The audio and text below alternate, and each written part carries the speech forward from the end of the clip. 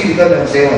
Tapi minimal kami pikir untuk mengatasi bencana di DKI, manajemen kampung itu sudah manajemen yang ada dasarnya di bangsa ini. Gotong royong. Kalau kita tidak mengenal tetangga kita kan keterlaluan. Nah di Jepang malahan, kenapa bisa bencana pertolongan tidak dilakukan? Ketika ada gempa, waktu kumpul di titik kumpul itu, yang bisa tahu si A si B tertinggal di rumahnya, itu pasti tetangganya atau RT-nya. Dan ketika bantuan alat datang, itu yang datang itu bisa tunjukin kalau yang operator tidak tahu si A di rumahnya di mana, daftarnya ada dengan si A masih tertinggal di dalam rumah yang roboh. Tapi kalau ada yang tahu, oh si A tinggalnya di sini karena tetangga kan, maka alat berat itu betul-betul bekerja langsung di posisi, bukan di sembarangan garuk-garuk cari. Mungkin gara-gara beda 1 jam dia meninggal. Nah, paling penting saya kira soal makanan, soal selimut kita mesti stok dulu. Kalau nanti tidak terjadi bagaimana? Jadi kembalikan saja di dinas sosial. Kan boleh kan? Kalau diperiksa, diaudit barangnya masih ada. Nah, kalau makanan bagaimana? Kalau yang satu jaga, tunggu siaga, ada makanan, tapi tidak apa-apa, bisa dipertanggungjawabkan. Mana saya bilang karena sosial, kalau sudah bisa keluar, kalau sampai tidak terjadi bencana gimana? Yang masak saja, pesta syukuran kampung saja di situ gitu. Ya daripada nasinya berasnya pulang, ya syukuran saja. Kita tidak terjadi bencana di tempat itu ya kita makan. Nah titik ini yang kita minta untuk pelaksana tugas sedang dicari penggantinya ini. Kasih pada kami nanti Pak Gubernur mau inspeksinya bukan presiden di Monas, tapi kami mau datang misalnya di Kecamatan Senen, kita mau periksa tempat itu. Nanti pada camat dari dinas juga begitu, inspeksinya ke lokasi-lokasi itu. Tapi yang paling penting lagi para relawan jaringan ini yang harus ada. Kami sangat berterima kasih kepada jaringan dari PMI, dari macam-macam ya, dari SDM segala macam. Nah, jadi ini penting. Kalau ini bisa kita lakukan bersama, ya kita tidak mengharapkan ada bencana. Terus tahun ini, atau tahun awal, orang sama saya, aman nggak dari banjir? Saya bilang berdoa saja. Kenapa berdoa? Karena pengerjaan asasi sungai dan waduk menghadapi banyak masalah. Hampir semua sungai-sungai kita itu, saluran kita, hujan dikit tanah apa udah banjir. Kenapa? Karena masih ada saluran air yang didudukin orang nyewain buat toko.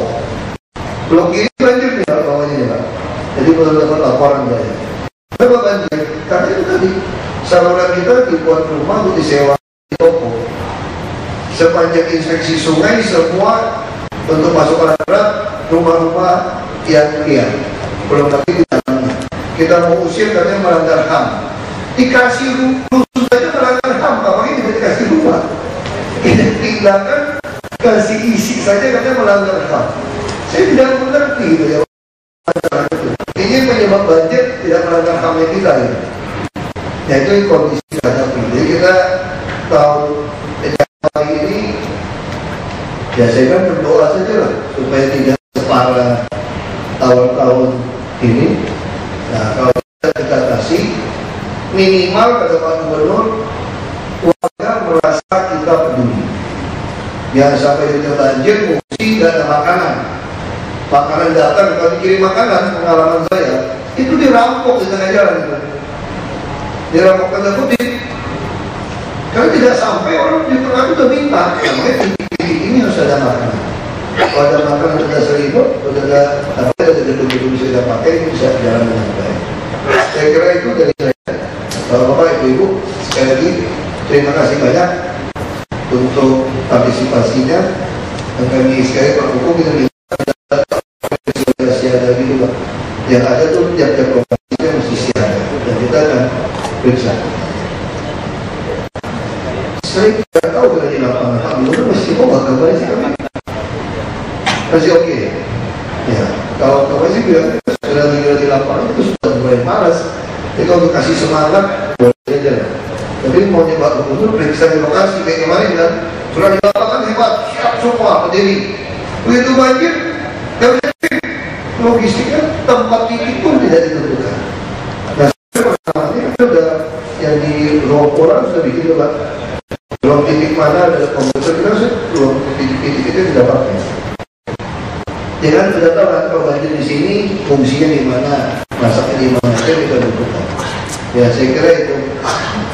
Terima kasih. Selanjutnya mohon berkenan kepada Bapak Wakil Gubernur Provinsi DKI Jakarta untuk melakukan foto bersama dengan para peserta dan didampingi oleh Pak Kuku Hadi Santosa selaku pelaksana tugas Badan Penanggulangan Bencana Daerah. Kepada para peserta, kami persilakan untuk maju ke depan.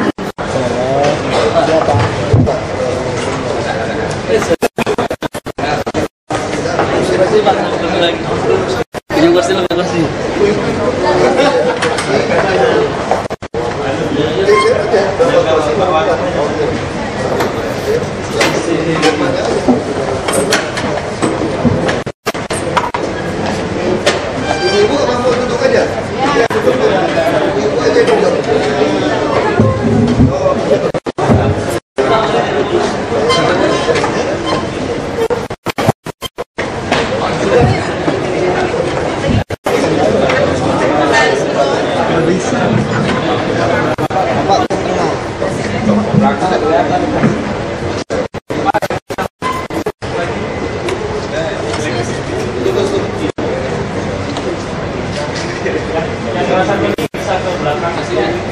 Belakang.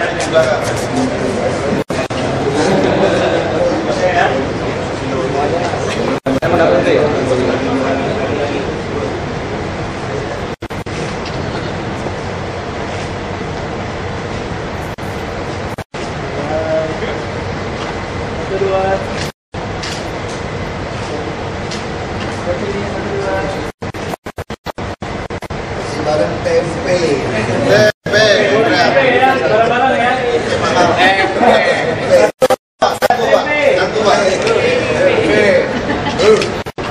Salam tangguh. 1, 2, 3. Tangguh.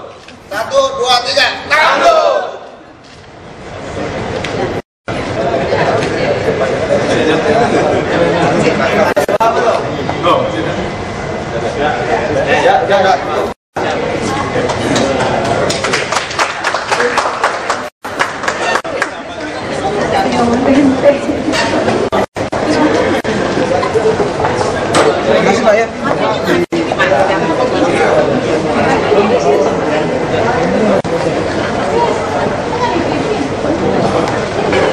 Tidak ada yang rusak. Nah kalau selebihnya memang kita agak kesulitan karena banyak sekali sungai-sungai itu diduduki rumah-rumah liar tadi. Kita mau pindahkan kan mesti sediakan rumah susun. Bangun rumah susun tidak kekejar. Baru. Apa ada pengurangan banjir Bapak Presiden? Kita hujan baru tahu. Curah hujan. Kondisi barang-barangnya sendiri gimana Pak? Kita perhatikan, terus kerjakan. Jadi cuma yang jadi masalah tidak semua bisa terhubung karena banyak sekali saluran-saluran itu ditinggal rumah kumuh justru sampah dibuang ke situ. Nah kita mau masuk alat untuk bersihkan tidak ada akses. Ada berapa titik Pak yang kemungkinan? Banyak ya sebenarnya. Banyak seperti di arah mana aja Pak bisa disebutkan? Utara ada, barat ada, timur apa lagi. Dari selatan juga nggak ada tempat pusat, nggak ada tempat yang tidak didudukin orang di sungai-sungai itu. Sudah puluhan tahun ya, minimal 20-30 tahun seperti itu. Tapi selama ini udah ada pengurangan semua. Pengurangan terus, kita lakukan terus semampu kami lah. Ya nanti kita sadar tidak bisa sempurna 100% dalam 1 tahun ini. Ya kita berdoa aja supaya curah hujan tidak sebesar yang tahun lalu. Karena tahun lalu kan masalahnya kan ini. Selain Manggarai dia dibuka, ada robohnya yang banjir kanal barat, juga kerusakan pompa-pompa. Tapi ada pengebutan pekerjaan nggak Pak? Kebut kita kebut. Ya. Selain banjir sih Pak, mengenai lelang jabatan kepala sekolah sendiri yang direncanakan oleh Pemprov DKI Jakarta ini, kata pengamat pendidikan itu dinilai tidak tepat untuk angkatan dari kepala sekolah sendiri. Itu bagus buat rektor, tapi tepat apabila mengurangi praktek KKN. Ya kita kan sekarang bukan soal praktek KKN, sekarang kita ingin mengetahui kapabilitas dari guru-guru. Nah, kalau saya tanya, kita udah gaji guru hampir 7 triliun 1 tahun. Dengan mutu tidak juara juga kan DKI kan. Terus kita mau menggugat lagi nggak? Dulu waktu jadi guru itu apa betul punya hasrat jadi guru atau tidak? Nah sekarang Anda mau mengetahui potensi masing-masing guru dari mana? Ya tes. Pengamat pendidikan saya tanya, kamu mau mengetahui potensi murid apa? Tes kan? Ya, jadi kita mesti suruh dia tes baru kita tahu potensinya dia. Salah di mana? Kalau tidak kamu tahu dari mana guru mana yang layak diangkat?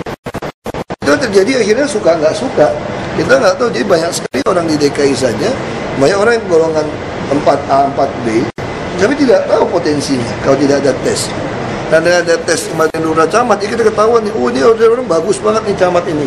Ini bisa jadi wali kota, ini bisa jadi kepala dinas, kelihatan. Dia mesti ada tes. Kalau tidak ada tes gimana? Untuk kasih tahu saya caranya gimana? Untuk menilai orang. Katanya pengamat pendidikan akan lebih baik apabila kalau itu juga dilakukan secara demokrasi, misalnya pemilih kepala sekolah dari pihak TU, anak-anak. Itu masalah, itu juga bisa main preman kalau mau ngomong soal seperti itu. Kalau seperti itu dia sogok seenaknya gimana? Sekarang buktinya komite sekolah yang minta pungutan itu siapa? Komite sekolah loh yang minta pungutan. Jadi apakah betul bilang demokrasi itu selalu betul kalau untuk kepentingan pribadi masing-masing? Ya kan? Jadi sekolah kita banyak dibajak oleh komite juga. Seolah-olah punya yayasan dia nambahin tarik guru dari luar aja. Nah itu kenapa nggak pernah kritik Anda gitu? Makanya satu-satu cara nggak usah banyak kritik dulu lah.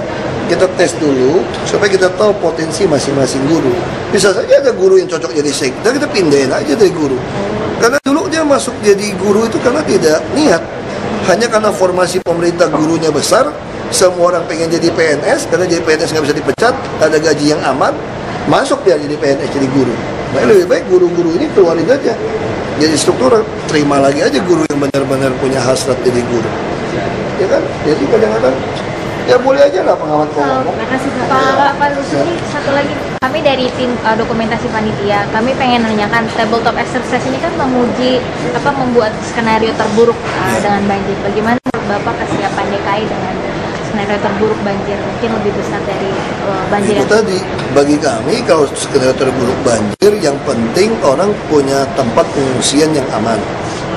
Tempat pengungsian yang aman juga harus tersedia makanan, obat-obatan yang jelas. Itu dulu yang paling penting. Karena umumnya tuh orang toilet, WC semua diperhatikan. Biasanya begitu terjadi bencana, yang paling masalah tuh orang yang sehat jadi sakit. Kita bicara nyelamatin jiwa kan. Nah itu dulu. Ya kan kita pengalaman sudah ada yang kecil. Harusnya titik-titik pengungsian sudah ada. Nah itu yang kita minta kesiapan dari penanggulangan ini adalah titik-titik itu tadi. Termasuk logistik makanan, termasuk soal kebersihannya, toilet, kamar mandi, semua tuh kebersihan air mesti ada. Itu yang kita lebih penting seperti itu. So kalau bencana nggak bisa kamu harapkan kan? Tentu kita nggak bisa cegah hujan berapa besar. Kan saya bilang kita mau cegah banjir supaya waduk gorong-gorong dibereskan, nggak beres sekarang. Karena terlalu banyak rumah kumuh. Kesiapan dari Pemprov DKI Jakarta sendiri sudah berapa persen Pak untuk menghindari banjir Pak? Kita nggak bisa bilang berapa persen. Saya bilang kita kerjain belum setengahnya. Paling 10% aja kita kerja. Kalau dilihat dari kondisi waduk, saluran semua yang didudukin orang. Ya kan, makanya sekarang yang penting bagaimana terjadi banjir ini orang punya makanan. Sudah ada di dalam, jangan diantarin lagi gitu loh. Kalau diantarin lagi kita mesti siapin yang paling buruk. Kalau pengalaman kemarin, seminggu atau 10 hari banjir. Sekarang kirimnya gimana? Minimal mesti punya logistik 3 hari, 4 hari kan. Jadi kalau ada apa-apa bisa datang. Satu lagi Pak, harapan Bapak terhadap sistem penanggulangan bencana yang saat ini seperti apa khususnya untuk yang di regional? Ya harapan saya dari dulu semua mesti ada data. Semua kejadian itu mesti ada data. Di mana kejadian semua mesti menggunakan IT, ada data. Harapan saya seperti itu. Dia bukan cuma kira-kira lah gitu kan. Jadi karena bertahun-tahun yang sama. Jadi kalau terjadi banjir lagi kita udah tahu persis. Kalau terjadi banjir, sungai ini meluap pasti sini kerendam, udah tahu datanya. Kalau sungai ini kerendam, kampung ini kerendam, pasti rumah siapa yang jadi tempat untuk nampungnya, lokasi mana, apa gor mana, atau sekolah mana buat nampung. Jadi semua harus jelas. Dia bukan lagi belajar tiap tahun. Jadi kita bukan lagi selalu pemula untuk dilakukan 20 kali, 20 tahun. Harusnya 20 tahun pengalaman udah lulus gitu. Dengan data-data yang ada makin sempurna gitu. Ya. Ya, terima kasih.